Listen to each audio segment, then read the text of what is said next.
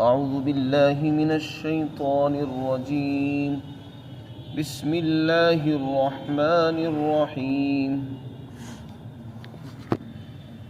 ذلك ومن يعظم حرمات الله فهو خير له عند ربه وأحلت لكم الأنعام إلا ما يتلى عليكم فاجتنبوا الرجس من الأوثان واجتنبوا قول الزور حنفاء لله غير مشركين به ومن يشرك بالله فكأنما خر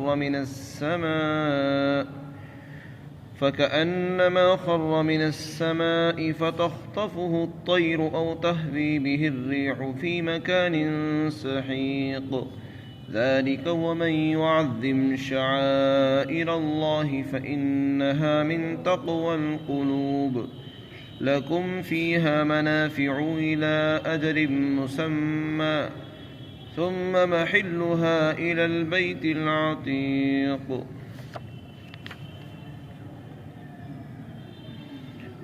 اور یہ بات تو ہو چکی ہے، پھر جو شخص اللہ کی حرمات یعنی قابل احترام چیزوں کی تعظیم کرے گا تو یہ اس کے پروردگار کے نزدیک اس کے حق میں بہت بہتر ہے۔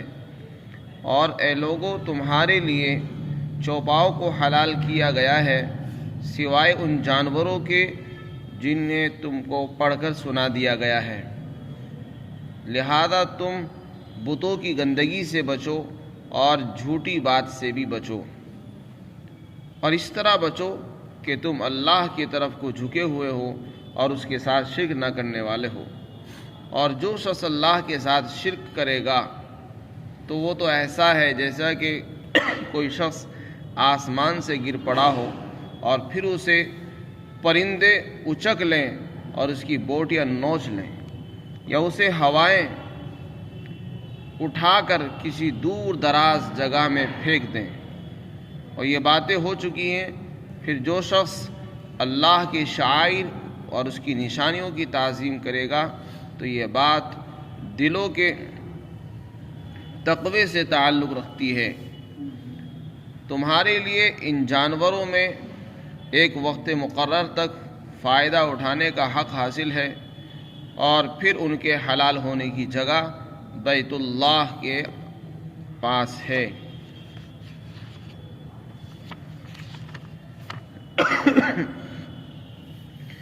ذالک، اس میں اشارہ یہ دو کلاموں کے درمیان فصل پیدا کرنے کے لیے بھی آتا ہے، اور کبھی کبھی ایک ہی کلام کے دو رخ بتانے کے لیے استعمال ہوتا ہے عربی زبان میں، یعنی ایک بات تو یہ ہو چکی اور دوسرا اس کا پہلو یہ ہے، تو اسی انداز کے لیے یہ استعمال ہوتا ہے۔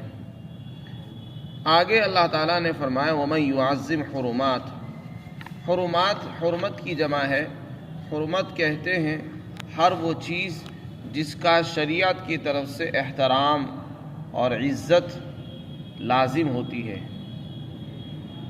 وہ چیزیں حرمات اللہ کے اندر داخل ہیں، یعنی شریعت نے جن چیزوں کی تعظیم کا حکم دیا ہے اس سے مراد ہے تمام احکامات شرعیہ، نماز، روزہ، حج، اور جن جن مقامات پر حج ہوتا ہے وہ سارے مقامات ہی حرمات اللہ میں داخل ہے اور ان کی تعظیم واجب ہے۔ نماز کی تعظیم بھی واجب، نماز کی ارکان کی واجب، اسی طرح علم دین کو سیکھنا اور اس کی تعظیم کرنا یہ واجب اور ضروری ہے۔ حج کی تعظیم اور جن مقامات پر حج ہوتا ہے وہاں کی تعظیم بھی واجب اور ضروری ہے۔ تعظیم کا مطلب یہ ہے کہ ان مقامات پر آدمی وہی کام کرے جن کا اس کو حکم دیا گیا ہے، یعنی جائز کام، اور ناجائز کاموں سے، کفر اور شرک سے، جھوٹ بولنے سے، گناہ سے، ایسے مقامات سے بچے، جیسے مینا، عرفات، مزدلفہ اور حرم وغیرہ۔ یہاں پر ارشاد فرمایا کہ جو شخص اللہ کے قابل احترام احکامات کی تعظیم کرے گا تو یہ اس کے حق میں بہت بہتر ہوگا اس کے پروردگار کے نزدیک۔ یعنی دنیا میں جو آدمی نماز پڑھتا ہوگا اور نماز کا احترام بھی کرتا ہے، دین کے ہر حکم کا احترام اس کے دلوں کے اندر ہے، عظمت ہے، یہاں تک کہ دین کے معمولی احکامات کو عزت کی نظر سے دیکھتا ہے، کسی بھی عمل کو حقیر اور ذلیل نہیں سمجھتا، تو ایسا شخص بہت مبارک بات ہے اور دنیا اور آخرت کی سعادتوں کا مستحق ہوگا۔ آگے ارشاد فرمایا وَأُحِلَّتْ لَكُمُ الْأَنْعَامُ، اور تمہارے لیے چوپائے حلال کر دیے گئے ہیں۔ اس بات کا یہاں کیا جوڑ ہے جبکہ یہاں پر حج کا بیان چل رہا ہے؟ علامہ آلوسی رحمۃ اللہ علیہ فرماتے ہیں کہ حج کے ذیل میں اس بات کو ذکر کرنا یہ در حقیقت کفار اور مشرکین کی رسموں کی تردید ہے۔ مکہ کے جو مشرک تھے، عرب کے مشرک، وہ جانوروں کو حرام کر دیا کرتے تھے۔ اپنی طرف سے انہوں نے بہت سی چیزوں کو حرام اور بہت سی چیزوں کو حلال کر رکھا تھا۔ کسی جانور کے بارے میں کہتے تھے کہ یہ حرام ہے، یعنی نہ اس پر سواری جائز، نہ اس کا دودھ پینا جائز، نہ اس کے بال کاٹنا جائز، اور اس سے کسی بھی قسم کا نفع حاصل کرنا جائز نہیں، اس کو یوں ہی بتوں کے نام پر چھوڑ دیا کرتے تھے، جس کا ذکر سورہ مائدہ کے اندر، سورہ انعام کے اندر آیا ہے۔ ما جعل اللہ لکم من بحیرۃ ولا سائبۃ ولا وصیلۃ ولا حام، یہ انہوں نے جانوروں کے نام بھی رکھ رکھے تھے کہ یہ فلاں جانور ہے، یہ وہ جانور ہے، یہ فلاں بتوں کے نام پر چھوڑا گیا ہے۔ تو جنہوں کو بتوں کے نام پر چھوڑ دیا کرتے تھے، پھر ان کو استعمال میں نہیں لاتے تھے اور اس کو بتوں کی تعظیم سمجھتے تھے اور بتوں کے قرب کا اور ان کی نزدیکی حاصل کرنے کا ان کو ذریعہ سمجھتے تھے۔ بہت سے جانوروں کو وہ بتوں کے نام پر ذبح کرتے تھے۔ تو یہ سب کام انہوں نے اپنی طرف سے کر رکھے تھے، بلکہ بعض مرتبہ وہ یہ کہتے تھے کہ یہ سب کچھ اللہ نے ہمیں حکم دیا ہے۔ تو یہاں پر ایک بات تو یہ تھی، دوسری بات یہ بھی ہے کہ احرام کی حالت میں انسان کے لیے شکار کرنا خشکی کے جانوروں کا حرام ہے۔ جب حاجی نے احرام باندھ لیا تو اس کے لیے احرام کی حالت میں کسی جانور کا شکار جائز نہیں ہے، اگر وہ کرے گا تو اس کے اوپر دم واجب ہوگا۔ تو جانور کا شکار ہے اور اس کو مارنا یہ حرام ہے حج کی حالت میں، حج کے احرام کی حالت میں۔ تو کسی کو یہ وہم اور سوال پیدا ہو سکتا ہے کہ جب جانور کا شکار ہی منع ہے تو کیا اس کو ذبح کر کے کھانا بھی منع ہوگا؟ تو اس کی اجازت دی ہے۔ فرمایا کہ نہیں، وہ شکار خشکی کا وہ ایک الگ چیز ہے۔ خشکی کا شکار کرنا حاجیوں کے لیے احرام کی حالت میں منع ہے، لیکن اس کا یہ مطلب نہیں کہ وہ اپنے استعمال میں جو جانور استعمال کرتے ہیں، کھاتے پیتے ہیں، ان کو ذبح کرنا بھی ان کے لیے حرام نہیں ہے، حرام ہے نہیں، ان کی اجازت ہے۔ وہ احرام کی حالت میں ان کو ذبح کر سکتے ہیں اور کھا بھی سکتے ہیں، کھلا بھی سکتے ہیں۔ یہ ایک دوسرا پہلو ہے اور وہ ایک دوسری چیز ہے۔ فرمایا تمہارے لیے جانوروں کو حلال کر دیا گیا ہے۔ ہاں، کچھ جانور وہ ہیں جن کی تم پر تلاوت کی گئی ہے، یعنی ان کو تمہیں بتا دیا گیا ہے پیچھے سورہ مائدہ میں، سورہ بقرہ میں، سورہ انعام کے اندر۔ یہ وہ جانور ہیں جن کو بتوں کے نام پر چھوڑ دیا جاتا تھا، یا بتوں کے نام پر ان کو نامزد کیا جاتا اور ان کے بتوں کے نام پر ان کی قربانی کی جاتی تھی۔ فرمایا بس وہ جانور مت کھاؤ، اس کے علاوہ جن کو تم اللہ کے نام پر ذبح کرو گے احرام کی حالت میں، وہ تمہارے لیے کھانا اور استعمال کرنا حلال ہوگا۔ اس سے کسی کو یہ وہم نہ ہو جائے کہ احرام کی حالت میں تو بس گوشت کا استعمال ہی منع ہے، یہ جانور بھی ذبح نہیں کر سکتے، ایسی کوئی بات نہیں ہے، اس کی تردید فرما دی۔ پھر آگے ارشاد فرمایا کہ تم بتوں کی گندگی سے بچو۔ بتوں کو یہاں پر گندگی بتایا ہے۔ بت جو ہے یہ گندگی ہیں، کیوں ہیں؟ اس لیے کہ بت جو ہے انسان کے باطن اور دل کو شرک کی گندگی میں ملوث کرتے ہیں اور گندا کر دیتے ہیں۔ جب انسان شرک اختیار کرتا ہے، اللہ کی ذات اور اس کی صفات میں کسی بھی چیز کو شریک کرتا ہے، تو اس کا باطن گندا ہوتا ہے، باطن اس کا دل گندا ہو جاتا ہے، دل سیاہ ہو جاتا ہے۔ حدیث میں آتا ہے جب انسان گناہ کرتا ہے تو دل اس کا سیاہ ہو جاتا ہے، اس پر نقطہ لگ جاتا ہے، گناہ کرتا رہتا ہے، دل بالکل کالا ہوتا چلا جاتا ہے۔ اور سب سے بڑا گناہ شرک ہے، اور یہ شرک، یہ بت جو ہے شرک کا ذریعہ بن رہے ہیں، اس لیے فرمایا ان گندگیوں سے بچو۔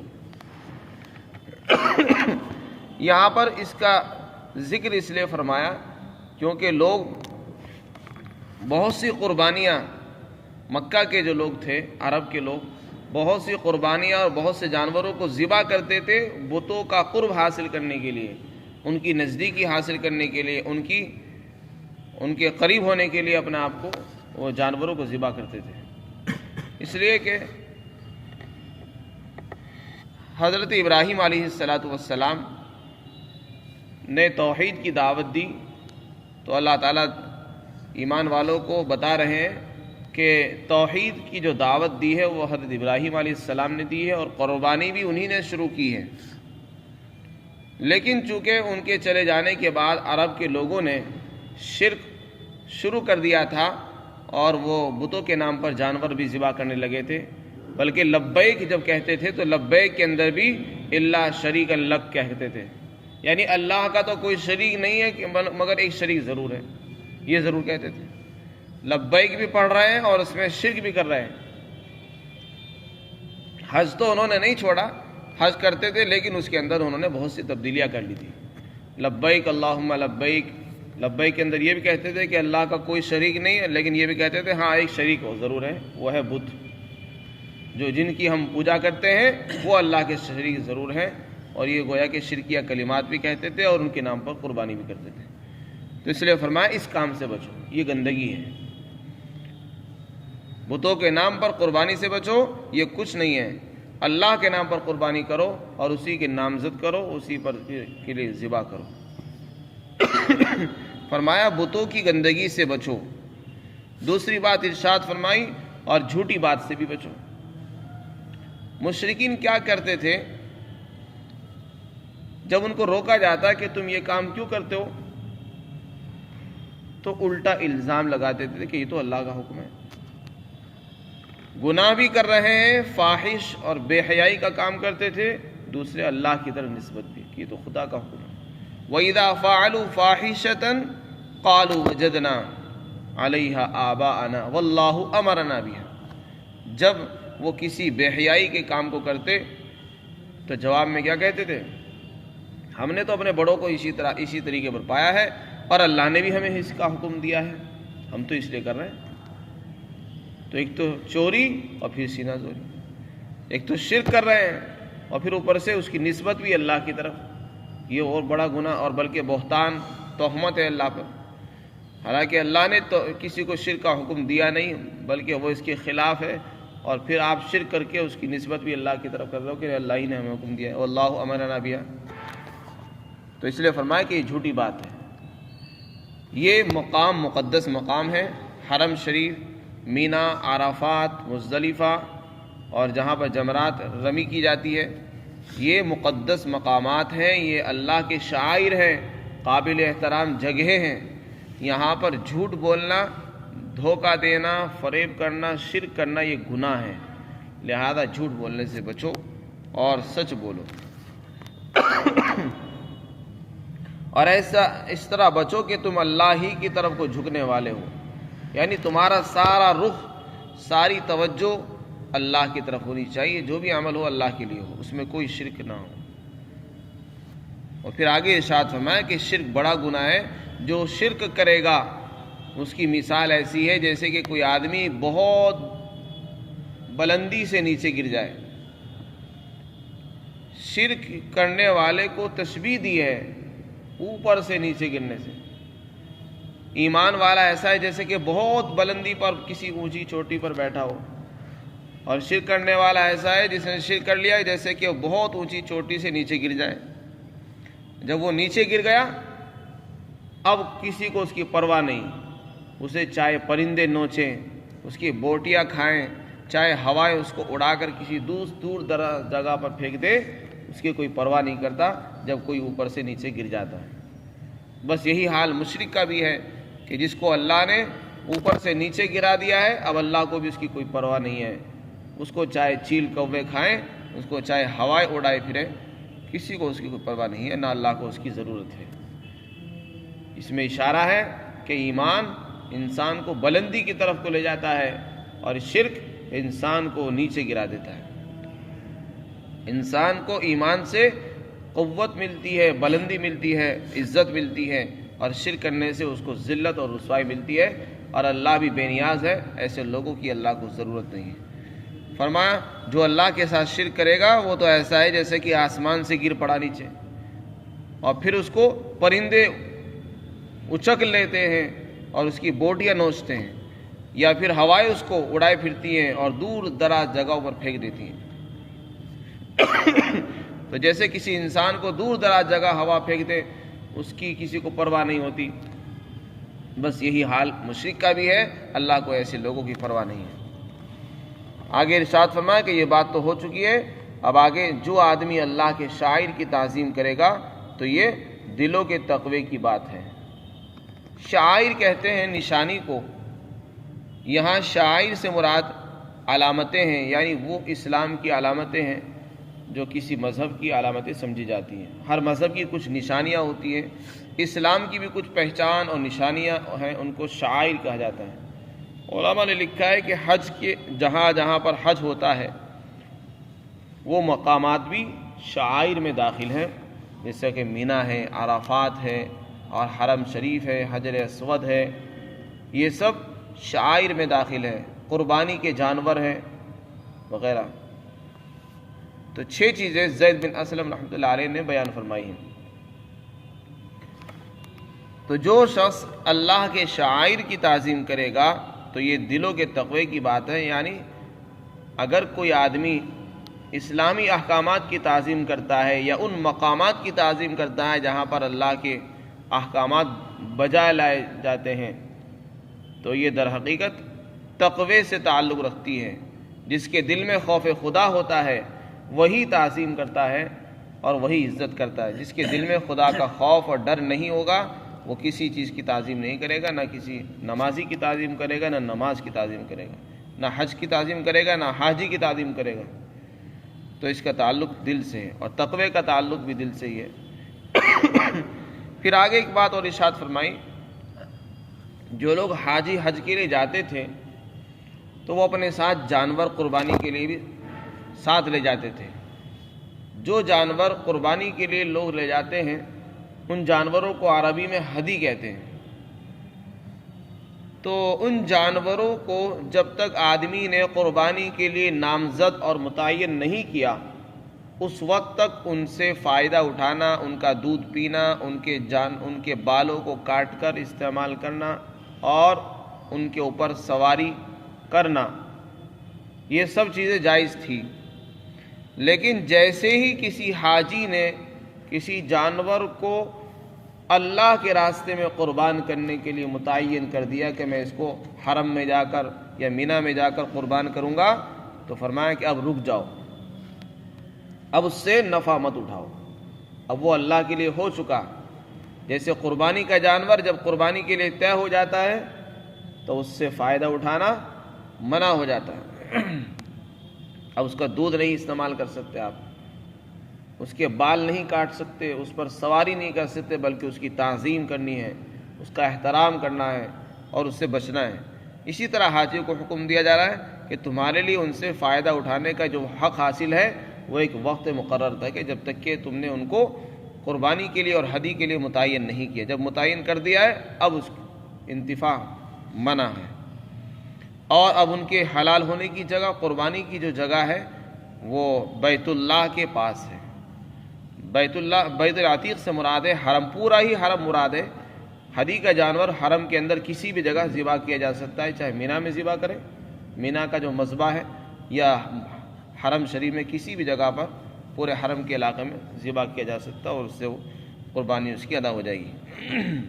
فرمایا تمہارے لیے ان جانوروں میں نفع اٹھانے کا جو حق حاصل ہے وہ ایک وقت مقرر تک ہے، اور پھر ان کے حلال ہونے کی جگہ، ذبح ہونے کی جو جگہ ہے وہ بیت اللہ کے قریب ہے۔ اللہ تعالی ہم سب کو سمجھ عطا فرمائے۔